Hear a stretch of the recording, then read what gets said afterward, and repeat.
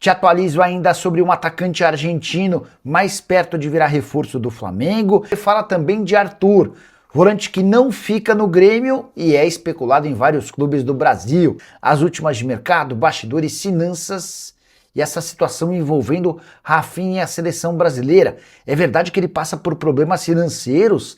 É verdade que ele cogita deixar a Copa para resolver sua vida pessoal? Fala aí pessoal, sou Jorge Nicola, bem-vindos a mais um vídeo do canal. Sempre bom ter vocês por aqui, sem perder tempo, pedir para deixar like, se inscrever no canal e ativar as notificações. Tem atacante mais perto do Flamengo. O rubro-negro recebeu a sinalização positiva para fechar a compra de Davi Romero, atacante de 23 anos de idade, que pertence ao Tigres e que quer se mudar para o Rio de Janeiro. Se depender do Romero, o acordo acontecerá. Agora, faltam detalhes entre Flamengo e Tigre. O atleta está avaliado em 5 milhões de euros e é o terceiro artilheiro do campeonato argentino. São 7 gols em 12 jogos. Na temporada, 18 partidas, 11 gols e 2 assistências. Uma curiosidade, não é um centroavante grande, forte. 1,79 m e 72 kg, muita mobilidade. Jogador de estilo completamente diferente, por exemplo, a do Pedro. Essa era uma reivindicação interna no Fla desde a época do Felipe Luiz, que o Flamengo tivesse um centroavante com performance e estilo diferente ao do Pedro, para que um pudesse completar o outro. O Davi Romero foi revelado no Tajeres e ainda passou pelo Unión La Calera do Chile antes de performar bem com a camisa do Tigre. O que há de verdade na história de que Rafinha cogita abandonar a Copa do Mundo para resolver problemas financeiros e familiares. Essa história começa a pipocar no fim de semana quando o Vampeta, em um podcast, afirma que Rafinha tem problemas de dinheiro e tem forçado a barra para jogar no Al Hilal. O Vampeta ainda fala em problemas familiares. Depois, o jornal Metrópolis afirma que, por conta de toda essa situação, Rafinha cogita pedir à CBF a liberação para não disputar mais a Copa do Mundo, para tentar resolver seus problemas familiares. Vale a lembrança de que o Rafinha, na última sexta-feira, na vitória por 3-0 contra o Haiti, sofreu uma lesão muscular e deve precisar de mais 10 a 15 dias para se recuperar. O que eu consegui apurar dessa história? CBF assegura que não há nenhum movimento para que o Rafinha deixe a seleção. Isso nunca foi cogitado por conta de problemas financeiros ou familiares. Imaginar que o Rafinha possa ter problema com grana também me parece uma grande maluquice. O cara ganha 8 milhões de reais por mês no Barcelona, onde é capitão de um time que tem, por exemplo, Lamine Yamal, muito moral com o técnico Hansi Flick. E a julgar por várias das postagens que ele e a esposa fazem, não me parece ter nenhuma lógica que o Rafinha passe por problemas financeiros. Num aniversário recente do Rafinha, ele ganhou de presente de aniversário da esposa um motorhome 0 km avaliado em muitos milhões de reais. Mas, importante registrar que há de fato um problema familiar. Rafinha era até algum tempo atrás representado pelo Deco, ex-jogador de futebol, que acabou por se tornar diretor de futebol do Barcelona. Foi naquele momento que o pai do Rafinha, o seu Rafael, passou a cuidar da carreira do filho. Só que, mais recentemente, o Rafinha tomou a decisão de transformar seu sogro em seu empresário. O Alexandre Madeira, inclusive, se tornou agente FIFA para poder representar o marido da sua filha. E diante dessa mudança de representação do pai do Rafinha para o sogro, houve um distanciamento entre as partes.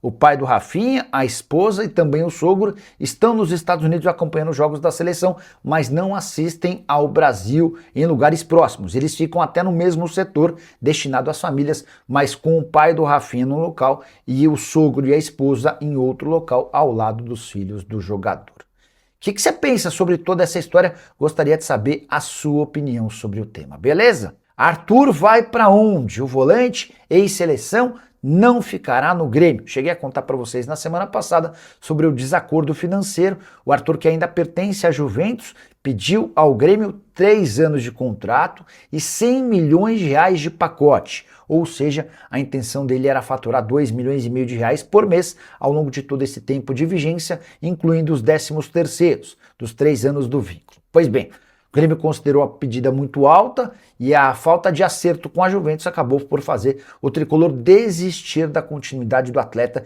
de 29 anos de idade.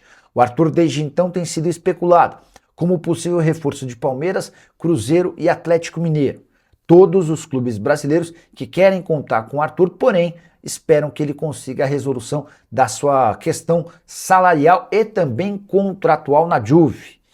O Arthur ainda tem mais um ano de contrato na Juventus e tem 5 milhões de euros a receber por esse último ano de contrato. Só que a Juventus também lhe deve outros 5 milhões de reais, relacionados a prêmios, bonificações, enfim, uma série de questões. E para os clubes brasileiros só é negócio fechar com o Arthur, oferecendo menos do que os 100 milhões de reais que ele pediu para o Grêmio e também não tendo de arcar com nenhum dos custos da operação com a Juventus. Então, se o Arthur rescindir por lá, aumentam suas chances de voltar ao Brasil.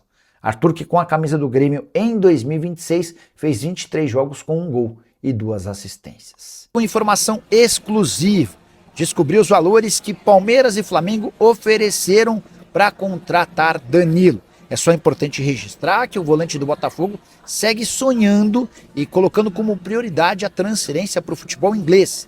Ele quer voltar à Premier League. Até por isso, as cifras que eu vou contar de Palmeiras e Flamengo não garantiram qualquer avanço.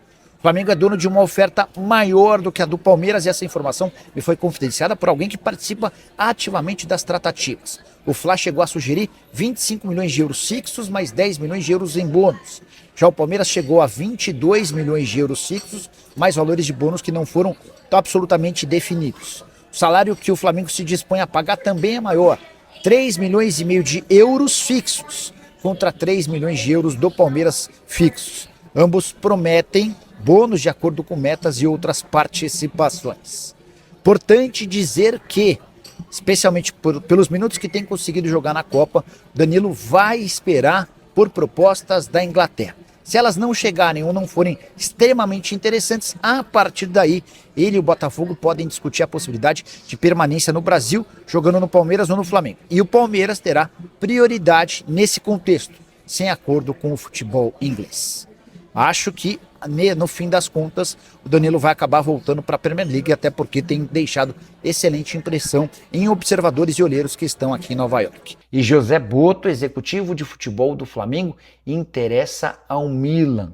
Informação que vem do jornal Gazeta dello Sport afirma que o Milan colocou o executivo português do Flamengo como uma das possibilidades. Existem outras alternativas. Milan, por exemplo, conversa com Devin Ozek, ex-Fenerbahçe, com Sebastian Kehl, que foi jogador alemão, além de Jason Aito. Mas há um trunfo a favor de Boto no Milan. O fato de o clube ter acabado de contratar Rubem Amorim, treinador português que conheceu Boto enquanto era atleta do Benfica. Rubem Amorim como jogador, José Boto como chefe de scout. A relação entre eles é boa e pessoas do Flamengo temem que o José Boto acabe por aceitar essa oferta do Milan. O que eu posso te contar é que se a proposta aparecer, é grande, é enorme, é gigante a chance de o Boto trocar o Flamengo pelo Milan. Seria a maior oportunidade de estar num clube gigante do futebol europeu e para qualquer europeu estar no seu continente, prosperando num time grande é algo extremamente interessante. O Flamengo nem tem um plano B, nem começou a pensar nas possibilidades, mas torce para que não exista oferta oficial, para não ter de buscar num mercado extremamente complexo uma peça de reposição. Paulo Pelaipe seria uma alternativa? Thiago Escuro dá para descartar, tem trabalhado muito bem lá no Mônaco, inclusive foi ele quem levou o Filipe Luís para o futebol francês. Use o espaço para comentário para opinar sobre o Boto e se em caso de saída dele, quem você tentaria contratar. Tô curioso para saber a sua opinião, só não esquece de deixar like, se inscrever no canal. Fala rapaziada boa, chegamos aqui com aquele giro de notícias atualizados do Flamengo nesta segunda-feira. Muita informação de mercado da bola para você. Então rapaziada, já sentando o dedo no like, se inscreva no nosso canal e ative o sino das notificações para você receber as principais informações da maior clube brasileiro, o Mengão. Então rapaziada, muito obrigado a todos, um grande abraço para você e até o próximo vídeo.